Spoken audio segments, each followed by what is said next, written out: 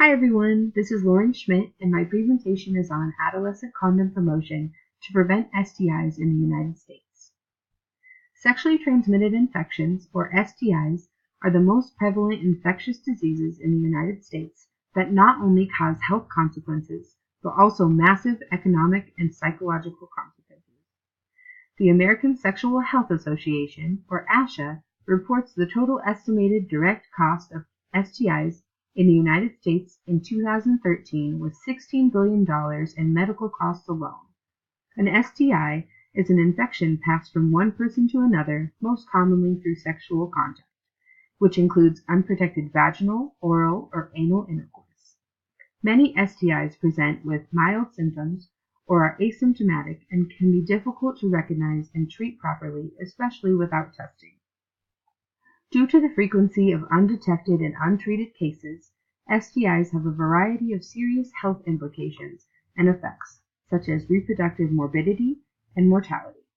According to the CDC, 20 million new STIs occur in the United States each year, with approximately half of these STIs occurring in young men and women. The adolescent population, specifically people between the ages of 15 and 24, are at increased risk of acquiring STIs due to significant changes in behavioral, cognitive, emotional, and social development, as well as environmental factors. Adolescence is characterized by a unique and pivotal developmental period marked by physical maturation, psychological and social changes, increased independence, and the experimentation with or establishment of new behaviors. The increasing risk for STI transmission in the adolescent population prevents the need for behavior change. The health behavior I chose to focus on to prevent STI transmission in this population is condom use during sexual intercourse, because condoms have been identified as the primary preventative method against STIs and HIV for sexually active individuals. The social determinants of condom use, or the factors that influence this behavior, are categorized here.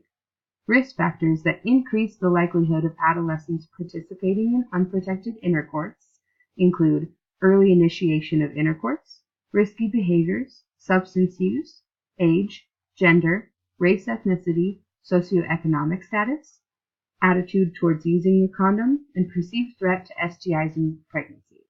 The risk factors for interpersonal and community levels are shown here as well.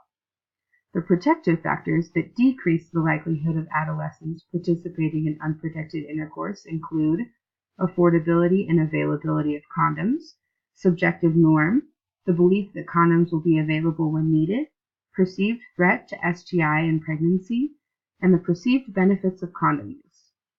The protective factors for the interpersonal and community levels are shown here as well. Instead of identifying risk and protective factors intuitively, Fisher et al.'s research supports the theory of reasoned actions approach of conducting research to identify an individual's behavioral intent to perform a particular behavior by first identifying the individual's attitude towards this behavior and the individual's subjective norm. As we know, the individual's attitude towards the behavior is shaped by behavioral beliefs and the individual's evaluation of behavioral outcomes.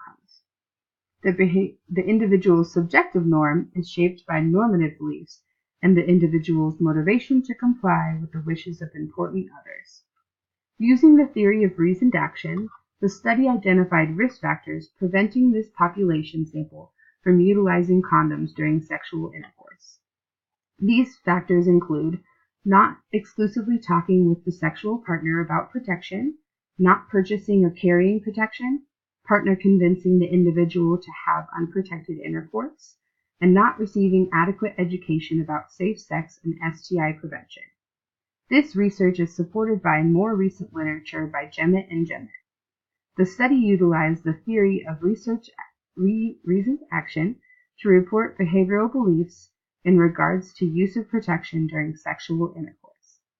These include the belief that the use of condoms can prevent pregnancy and STIs, the beliefs about the consequences of condom use for sexual enjoyment, and partner reaction beliefs, which are the beliefs regarding how the individual's partner would react to the effort to use protection.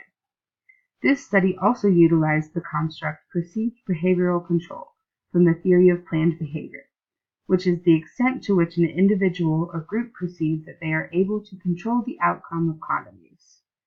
The study reports several types of control beliefs regarding the use of protection during intercourse. These include availability beliefs, impulse control, negotiation beliefs, and technical skill. A study by Rinchinaki and Yang demonstrates support for the extended parallel process model and the inclusion of the construct response costs to identify risk and protective factors. The results of this study confirmed a positive, significant relationship between fear and perceived susceptibility, as well as a relationship between fear and response costs in regards to mood disruption and partner preference. Self-efficacy was shown as significantly related to fear, meaning respondents with greater self-efficacy were less likely to experience fear in regards to contracting an STI. Past studies utilizing the trans-theoretical model to predict states of change for condom use corroborate the use of decisional balance and show the increase of perceived benefits is more critical to promoting change than the decrease of perceived costs. Lastly, the social cognitive theory constructs prove effective in understanding and addressing the social context in which sexual risk behaviors occur in adolescent populations. The Kerrigan, Witt, Glass, Chung, and Ellen article utilize the social cognitive theory to evaluate the relationship between neighborhood social dynamics and adolescent sexual behaviors. The results of this study show a significant association between perceived social cohesion and participant condom use and parental connectivity associated with condom use intention. Jemmett and Fong utilize the theory of reasoned action, theory of planned behavior, and social cognitive theory in the development of an intervention to prevent STIs and HIV by delaying and preventing sexual intercourse in an African American adolescent population sample. Focus points of the intervention included behavioral intention of participants to initiate intercourse at an early age, and behavioral beliefs were targeted that support abstinence and condom use. From the theory of planned behavior, perceived behavioral control was targeted for abstinence and condom use. Lastly, from the social cognitive theory, the participants received interventions with STI and HIV knowledge, skills to negotiate abstinence, negotiate the pressures to have sex, condom use skills, and condom use negotiation. The results of this intervention study found the abstinence-only intervention group had no significant effect on self-reported condom use, meaning this type of intervention is not useful in promoting condom use by adolescents. The results of this article also found that abstinence-only intervention resulted in the reduction of sexual initiation for the sample. However, this does not mean that abstinence-only intervention is the best approach, even though it is the only approach widely accepted in some communities and settings in the United States. Smith, Jane, Archer, Devereaux, and Kapner's intervention, developed using the trans-theoretical model, aimed to promote the delay of first intercourse, reduce sexual risk-taking behaviors, and increase the frequency and normalcy of informal communication about STIs, HIV, and birth control. This pilot study of STAND, Students Together Against Negative Decisions, targeted a sample population of 10th graders. 21 students selected by their peers underwent 36 hours of training over a period of 4 months to become peer educators for this intervention. This training sought to reduce sexual risk-taking among these peer educators and to encourage these students to influence their peers, with the goal of changing the cultural norm of the community to decrease the social acceptability of sexual risk-taking. Focus points of the intervention are constructs from the trans-theoretical model.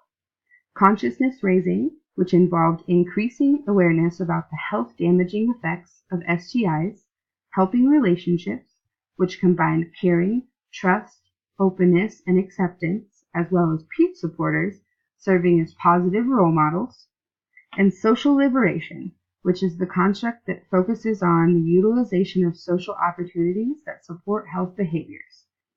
The results of this intervention study showed the significant improvement of sexual knowledge, attitudes, and risk preventative behaviors among the trained peer educators. The risk behavior knowledge and condom use self-efficacy increased for the peer educator group compared to the control study students over a 12-month period. Perceived norms favoring abstinence decreased over this 12-month period in both intervention groups. Lastly, perceived norms favoring condom use increased in the peer educator group while the control groups decreased.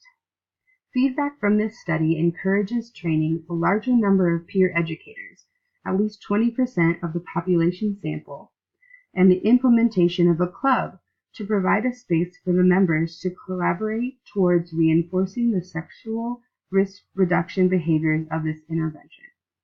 Also, long-term interventions are encouraged in this population due to the slow nature of this behavior change and the changing social norms of adolescents as they age.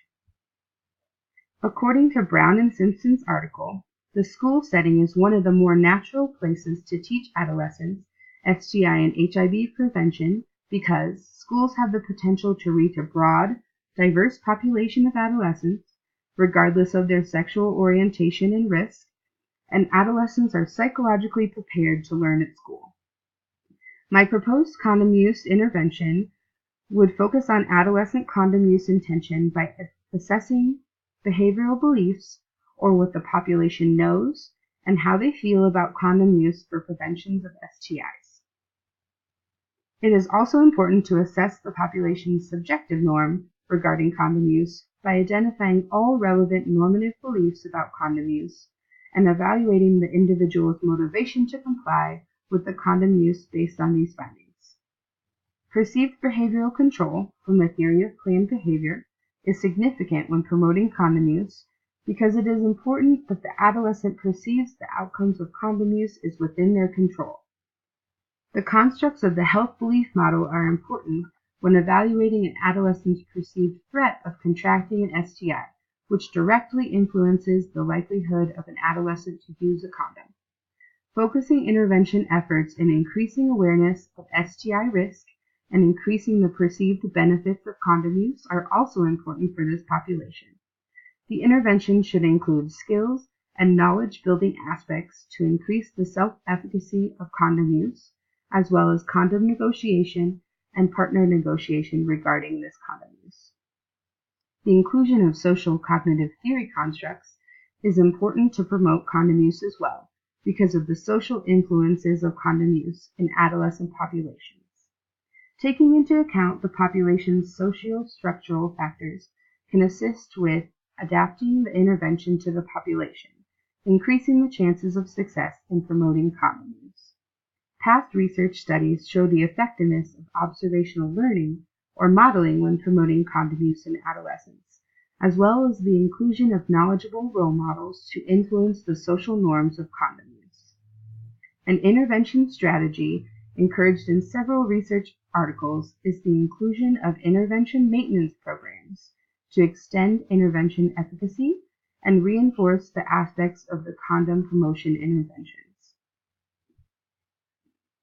Since the intervention proposed is school-based and has the potential to influence a diverse population of adolescents, it is important to deliver intervention information that is developmentally appropriate or age-appropriate, ethnically relevant, and also culturally appropriate.